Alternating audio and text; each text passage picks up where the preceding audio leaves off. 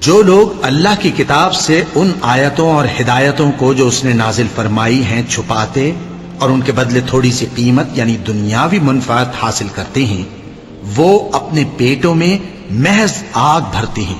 ایسے لوگوں سے اللہ قیامت کے دن نہ کلام کرے گا اور نہ ان کو گناہوں سے پاک کرے گا، اور ان کے لیے دکھ دینے والا عذاب ہے۔ یہ وہ لوگ ہیں جنہوں نے ہدایت چھوڑ کر گمراہی اور بخشش چھوڑ کر عذاب خرید لیا۔ یہ آتش جہنم کی کیسی برداشت کرنے والے ہیں۔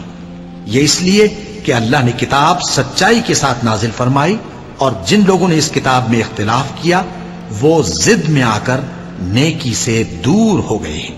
نیکی یہی نہیں کہ تم مشرق و مغرب کو قبلہ سمجھ کر ان کی طرف منہ کر لو، بلکہ نیکی یہ ہے کہ لوگ اللہ پر اور روز آخر پر اور فرشتوں پر اور اللہ کی کتاب پر اور پیغمبروں پر ایمان لائے۔